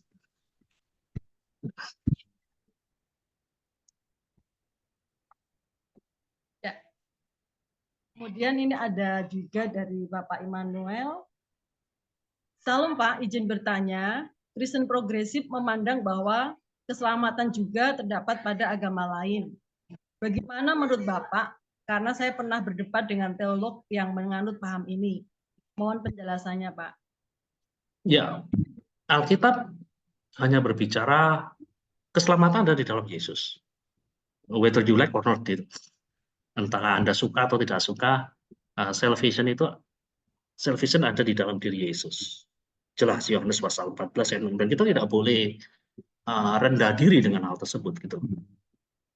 Jadi keselamatan ada dalam diri Yesus, nah, itu jelas dalam Alkitab. Sedangkan apakah ada keselamatan di luar Yesus? Ya itu kita yang nggak jelas ya Pak. Kita yang nggak jelas ya. Yang jelas yang patut kita pegang adalah hal-hal yang jelas saja, hal yang jelas. Apa yang dikatakan oleh Alkitab mengenai keselamatan? Keselamatan dijumpai di dalam diri Yesus. Sedangkan di luar Yesus, ya jawabannya tidak sejelas yang pertama. Di luar Yesus, contohnya kalau ada pertanyaan, gimana dengan bayi-bayi yang dilahirkan waktu mereka lahir, kemudian mereka mati, kan mereka belum kenal Yesus, apakah mereka diselamatkan? Gimana dengan suku-suku yang terasing, yang sama sekali nggak pernah dengar Injil, apakah mereka akan diselamatkan? Nah, tidak ada jawaban yang sangat-sangat meyakinkan ya terhadap pertanyaan ini, tapi paling tidak mungkin kita bisa mengutip ya Efesus pasal 2 ayat 8-10, sebab oleh kasih karunia. Sebab oleh kasih karunia kamu diselamatkan. Kasih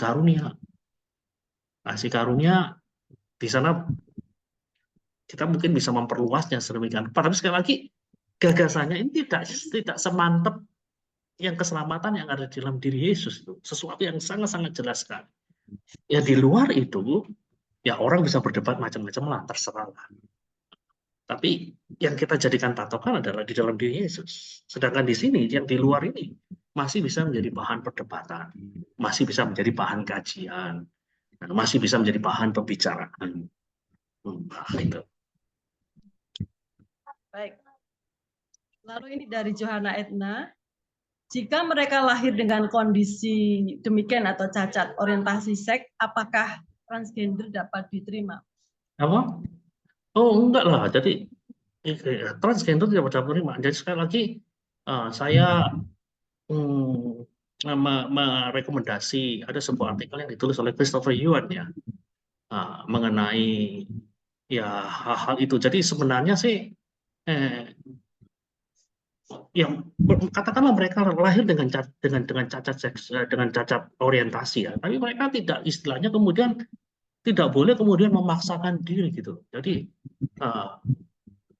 ada istilah gender, ada istilah seks istilahnya. Seks itu bukan dalam pengertian hubungan seksual. Seks itu bicara mengenai jenis kelamin, pria dan wanita. Jadi ketika orang itu lahir, ya, itu sebenarnya ada sesuatu yang objektif. Sesuatu yang objektif. Ya, jadi pada waktu seseorang dilahirkan, terlepas kalau dia punya yang lain ya, katakanlah mungkin ya 90% lebih manusia yang lahir di muka bumi ini, waktu dia lahir secara objektif sudah ditentukan jenis kelaminnya. Pria dan wanita. Pria dan wanita itu pemahaman yang objektif, tapi ada yang namanya persepsi subjektif. Persepsi subjektif. Jadi mungkin secara objektif dia adalah laki-laki, namun persepsi subjektif dia adalah seorang perempuan. Nah, persepsi subjektif ini yang saya sebut juga bisa saja merupakan bagian dari apa cacat orientasi seksual. Ini yang harus ditekan, nggak boleh kemudian dituruti gitu. Harus ditekan sedemikian rupa, kemudian tidak boleh dituruti, tidak boleh kemudian diwujudkan menjadi transgender. Justru itu harus ditekan. Karena itu adalah kecenderungan-kecenderungan yang dalam tanda kutip ya tidak benar gitu. Walaupun dia sendiri mungkin mengatakan, kan saya lahir seperti ini. Ya betul, you lahir seperti itu. Namun itu bukan menjadi alasan bagi kamu untuk takluk pada hasrat-hasrat seperti itu. Gitu. Jadi kemudian tidak boleh kemudian diwujudkan di dalam sebuah perilaku menjadi transgender, ganti kelamin. Itu menurut saya adalah sebuah dosa menurut saya. Orang lain bisa punya pandangan yang lain, tapi menurut saya itu adalah sebuah dosa karena ada hasrat yang tidak benar yang kemudian tidak dikendalikan, tidak dikontrol sedemikian oleh firman dan Roh Kudus yang bekerja di dalam diri kita, sehingga akhirnya muncul seperti itu. Gitu. Demikian pula kalau orang-orang yang dari katakanlah dari sononya ya, mungkin cacat secara orientasi seksual, kalau kemudian kita paksa menikah dengan orang yang berbeda kelamin katakanlah, ya juga susah, nggak bisa. Itu akan menimbulkan masalah dalam keluarga mereka. Jadi pendekatan yang terbaik menurut saya adalah seperti yang dilakukan oleh seorang yang namanya Christopher Yuan. Dia dulunya adalah orang yang betul-betul jatuh dalam dosa, orang yang gay lah istilahnya. Nah, kemudian dia bertobat. Setelah bertobat dia memutuskan untuk hidup selibat. Karena dia tidak bisa menikahi lawan jenisnya. Tidak ada istilahnya ya pokoknya nggak bisa lah gitu. Namun pada saat yang sama dia tidak mau hidup dalam dosa. Dalam dosa sebagaimana dituangkan oleh Rasul Paulus dalam Roma pasal 1 ayat 27 dan 28. Jadi dia hidup selibat. Jadi hari ini dia melakukan perjalanan ke banyak tempat di berbagai macam negara untuk memberitakan kabar baik bagi mereka-mereka yang terikat oleh dosa-dosa yang disebut oleh Rasul Paulus di dalam Roma pasal 1 ayat 27 dan 28. Dia seorang dosen. Walaupun dia adalah seorang gay. Namun dia tidak mempraktekkan, dia tidak menjalankan gay di dalam kehidupannya. Dia tekan sedemikian rupa. Ya. Terima kasih Pak. Lalu ini ada pertanyaan dari Andri Tekno. Seperti apakah batasannya ketika gereja menerima BJD? Artinya menerima kehadirannya di ibadah tanpa mengubah keadaannya atau bagaimana? Misalnya pernikahan sesama jenis, apakah mereka harus pisah atau mereka yang LGBT harus berubah? Loh, kalau pernikahan sama jenis kita nggak bisa terima ya. Jadi semua perilaku kita bisa menerima seorang itu apa adanya. Nah, menerima orang apa adanya maksudnya dia lahir sebagai gay, dia lahir sebagai lesbian, ya kita terima dia sebagai makhluk yang cacat secara orientasi seksual. Tapi bukan berarti kemudian kita mentolerir, contohnya dengan pernikahan sejenis dan lain sebagainya. Itu kan sudah melibatkan perilaku yang tidak sesuai dengan kebenaran kitab suci. Itu yang tidak bisa kita terima. Tetapi kalau kita bisa menerima mereka, kita bisa muridkan mereka, sehingga mereka bisa menjadi ahli waris dari kerajaan Allah. Kalau kita lihat ya di dalam tulisan Rasul Paulus dikatakan bahwa mereka disebut sebagai pemburit. Ya. Mereka yang disebut sebagai pemburit, orang-orang banci sebenarnya bukan banci ya. Banci dalam pengertian hanya sekedar melambai, bukan. Kata banci yang di sana itu di dalam bahasa Yunani-nya. Kalau tidak salah dalam menggunakan kata arsenokotoi, ya, mungkin ya, karena di situ mengandung arti di dalam hubungan persetubuhan. Yang satu itu memainkan peran sebagai yang pasif, sebagai wanita. Itu yang disebut di dalam kata banci yang muncul di dalam tulisan Rasul Paulus kepada jemaat di Korintus. Itu. Dari orang-orang yang seperti ini itu tidak mendapat bagian di dalam kerajaan Allah. Gitu. Jadi kita bisa menerima seseorang apa adanya, namun kita tidak bisa mentolerir perilaku mereka. Perilaku mereka nggak bisa ditolerir. Itu oleh sebabnya mereka perlu dimuridkan sedemikian rupa sehingga mereka tidak melakukan perilaku berdosa. Sebagaimana ditulis oleh Rasul Paulus di dalam Roma 1 ayat 26 dan 27. Nah, itu. Jadi kita tidak serta-merta kemudian tolak. Iya, karena kamu berbeda dari saya, tolak. Saya pikir sih kita tidak meneladani Yesus di situ. Diterima, namun pada saat yang sama dimuridkan dan juga didoakan. Siapa tahu mujizat terjadi. Kalau mujizat fisik bisa terjadi, kan bukan hal yang tidak mungkin bagi Tuhan untuk melakukan mujizat di dalam kehidupan orang tersebut. Katakanlah dari sejak lahir dia seperti itu, kemudian kita berdoa dan mujizat Tuhan dinyatakan, kan itu sesuatu yang luar biasa gitu. Jadi kita terima, namun kita tidak bisa menerima perilakunya. Justru mereka harus dimuridkan supaya mereka jadi ahli waris kerajaan surga.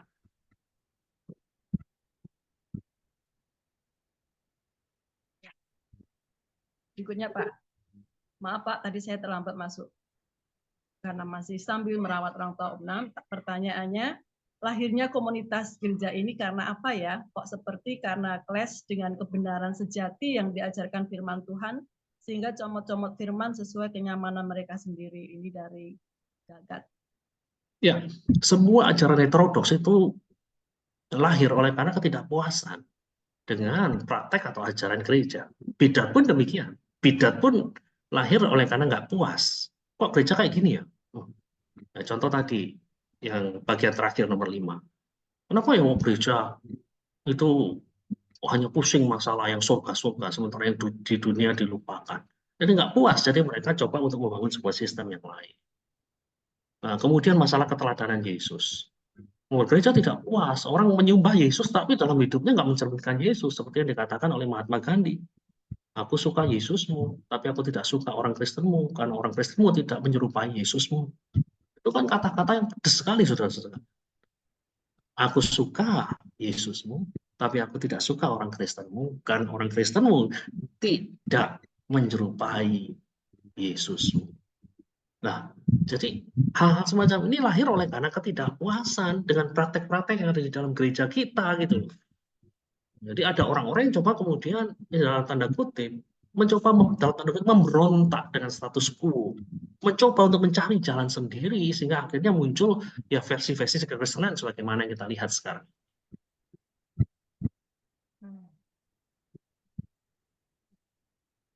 Ini ada 3 pertanyaan, saya mau langsung gabung saja Pak.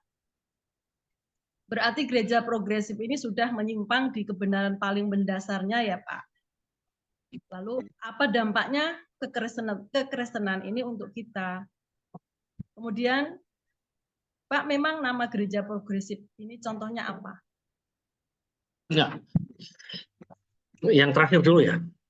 Contohnya apa? Kalau di Indonesia sih nggak ada yang istilahnya punya embel-embel sinode gereja Kristen progresif, nggak ada ya.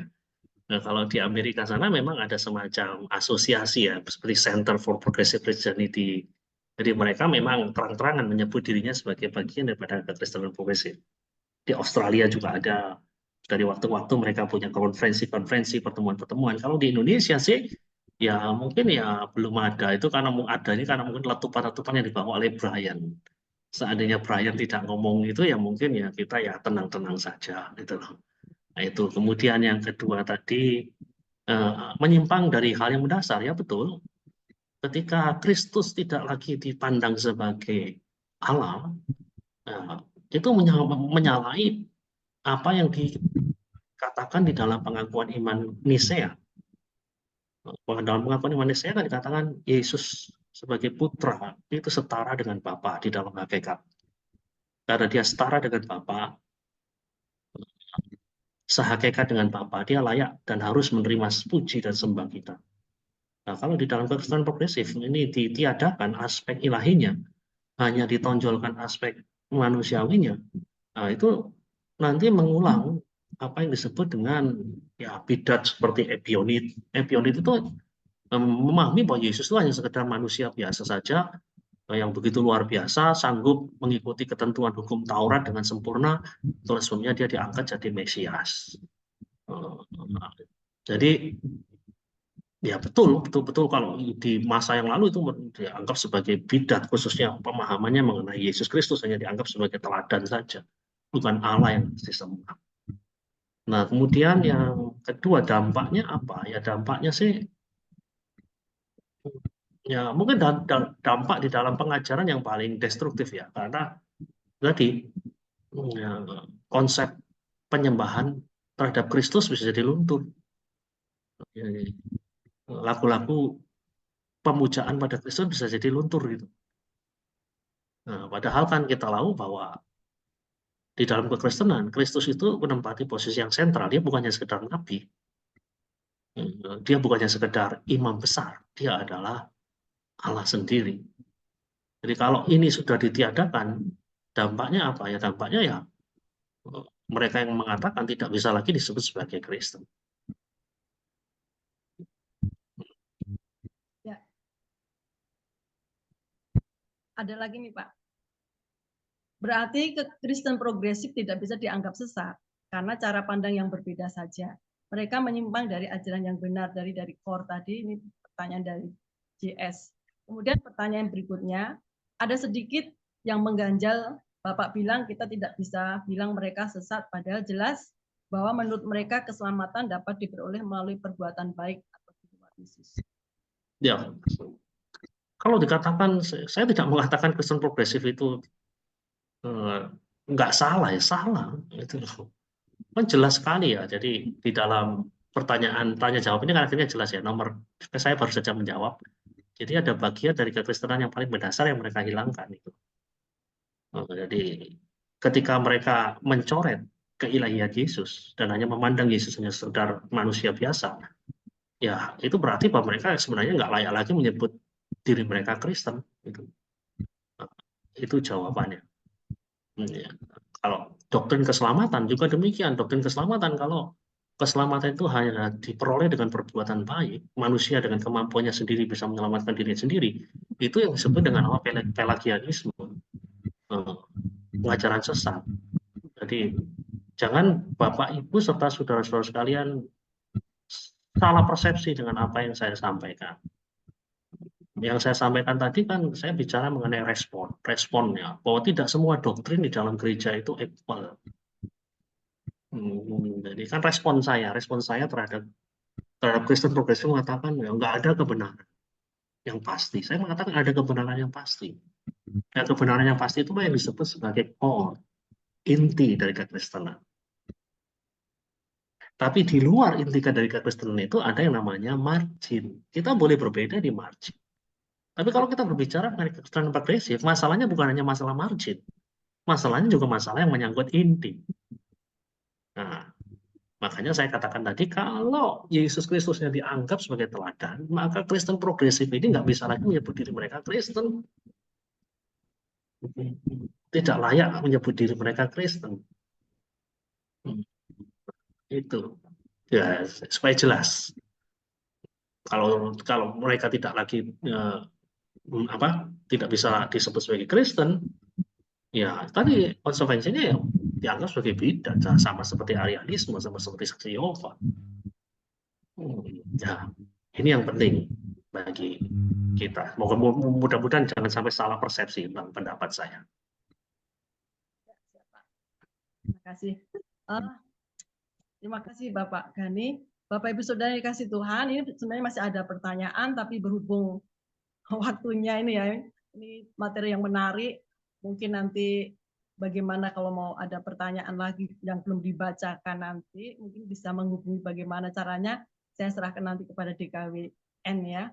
Ya, terima kasih Pak Gani. Waktu selanjutnya Sama-sama. Saya dari DKWN. Mari silahkan.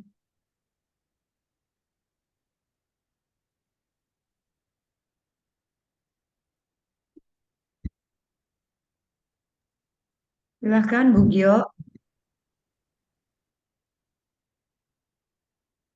Shalom semua. Halo.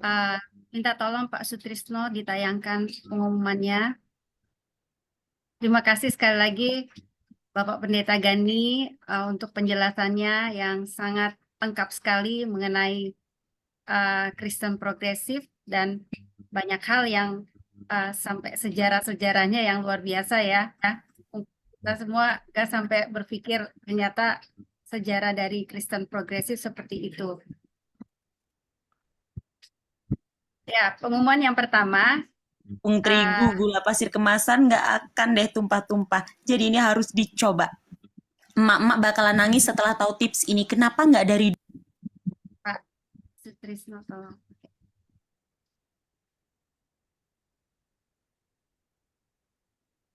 Tadi sempat ada yang bertanya untuk yang tidak bisa mengikuti Zoominar ini bisa mengikuti lewat YouTube dari Wanita Terpuji. Jadi segera follow YouTube dari Wanita Terpuji sehingga bisa menonton siaran ulang dari Zoominar pada siang hari ini. Untuk linknya nanti akan dibagikan lewat DKWD. Oke, yang pertama kembali diingatkan lagi tentang Facebook Lapak Water GSJA. Jadi di Lapak Water ini, ibu-ibu para DKWD yang ada bisa menambah penghasilan lewat barang-barang yang mungkin akan dijual di lewat Facebook, sehingga setiap orang yang ada di seluruh Indonesia bisa mengorder ataupun memesan barang-barang yang ibu jual, sehingga bisa menambah penghasilan dari ibu-ibu DKWD dari kaum wanita Water GSJA seluruh Indonesia. Dan juga untuk para DKWD yang ada juga kaum wanita yang ada segera memfollow Instagram Water GSJA dan juga Facebook, juga YouTube. Pengumuman yang berikut. Nah, ini ada lomba TikTok. Nanti informasi secara jelasnya akan diberitahu lewat DKWD, grup DKWD yang ada, bahwa ada kompetisi paling terakhir itu tanggal 30 Juni. Ya. Jadi 30 Juni pengiriman terakhir ditunggu untuk para ibu-ibu kaum wanita untuk membuat video TikTok yang bertemakan relationship. Nanti pengumumannya kurang lebih terakhir yaitu tanggal 6 Juli. Nanti akan diberikan informasinya secara jelas lewat WhatsApp DKWD. Yang berikut, informasi untuk Zoominar di bulan Juli, yaitu tanggal 6 Juli, bertemakan penginjilan khusus wanita yang akan dibawakan oleh PDM Leni Lailan Bagana.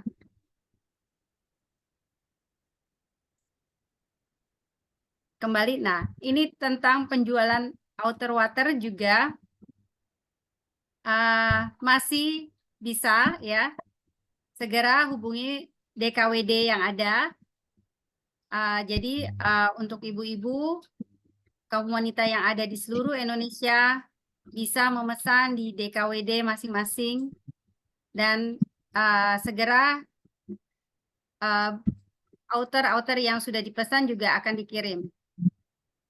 Demikian informasinya. Saya serahkan kepada Ibu Emi untuk membawakan doa penutup.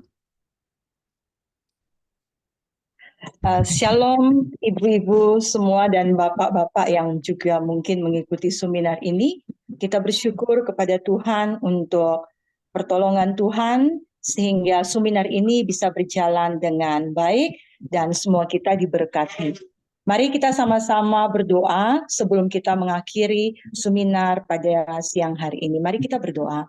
Bapa, kami mengucap syukur untuk penyertaan Tuhan sepanjang seminar pada saat ini ya Tuhan. Kami mengucap syukur untuk kehadiran hamba-Mu Bapak Pendeta Gani Wiono yang sudah memberkati kami dengan seminar pada hari ini. Kami berdoa biarlah Tuhan terus memakai hamba-Mu beserta Ibu Deti, istri dan kedua putri mereka di dalam pelayanan, dan melalui pelayanan mereka akan semakin banyak orang mengenal akan Tuhan. Bapak, kami juga menyerahkan gereja yang sedang digembalakan. Kami percaya Tuhan terus bergerak di atas gereja ini dan gereja ini akan mengalami pertumbuhan dan menjadi berkat bagi banyak orang. Bapak, kami juga berdoa untuk para pemimpin kami di organisasi Gereja Sidang Jemaat Allah, baik itu badan pengurus pusat, badan pengurus daerah, badan pengurus wilayah, departemen nasional, departemen daerah, dan juga departemen wilayah ke dalam tangan Tuhan. Bapak, kami berdoa biarlah Tuhan terus bergerak atas hamba-hamba-Mu ini, memberikan mereka hikmat daripada Tuhan, sehingga di dalam kepemimpinan mereka, Gereja Sidang Jemaat Allah akan semakin maju, bergerak ke depan, dan menjadi gereja yang mandiri, gereja yang relevan dengan zaman ini. Bapak, kami juga berdoa buat seluruh gembala-gembala sidang yang ada di Indonesia. Kami terus berdoa biarlah Tuhan terus bergerak di dalam setiap gembala dengan hati misi, sehingga tahun ini Tuhan ada gereja-gereja baru yang dibuka, dan target untuk pertumbuhan dari Gereja Sidang Jemaat Allah 15% dapat tercapai dengan pertolongan Tuhan. Bapak, kami juga menyerahkan khususnya Departemen Kaum Wanita ke dalam tangan Tuhan. Kami berdoa untuk semua program-program yang ada, seminar-seminar yang akan dilakukan, program-program yang lain yang sudah ada di dalam Departemen Nasional, untuk harnas-harnas yang akan dilakukan di setiap gereja-gereja setempat. Bapak, kami berdoa biarlah melalui harnas kaum wanita semakin dikenal, dan juga semakin banyak wanita-wanita yang hadir di dalam ibadah, bahkan melayani Tuhan di dalam pekerjaan Tuhan. Bapak, kami juga berdoa Tuhan menyerahkan untuk gereja setempat di dalam program Makedonia untuk misi. Kami berdoa biarlah pada tahun ini setiap gereja melakukan Makedonia, ada misi yang mereka lakukan, sehingga kami akan mendengarkan banyak kesaksian di dalam pekerjaan misi atau program misi yang dilakukan oleh gereja setempat. Ada kegerakan-kegerakan yang sedang Tuhan buat di dalam gereja setempat. Terima kasih Tuhan. Kami juga menyerahkan semua kami yang hadir pada siang hari ini di dalam seminar ini Tuhan. Apa yang sudah kami dapatkan dari pemaparan materi oleh hamba-Mu Tuhan, biarlah Tuhan menolong kami supaya kami mengawasi diri kami sendiri, mengawasi ajaran kami, sehingga kehidupan kami semakin hari semakin baik dan berkenan di hadapan Tuhan, menjadi berkat, melayani Tuhan dengan pengajaran-pengajaran yang benar, pengajaran-pengajaran yang sesuai dengan Injil. Kami berdoa biar apa yang sudah kami dapatkan hari ini terus menjadi perenungan bagi kami, dan kami bisa memberkati orang lain dengan pemikiran-pemikiran ini. Terima kasih Bapak, kami mengucap syukur untuk seminar pada siang hari ini, dan kami mengakhiri seminar pada siang hari ini hanya di dalam nama Tuhan Yesus Kristus. Haleluya. Kita bersama-sama katakan amin. Amin.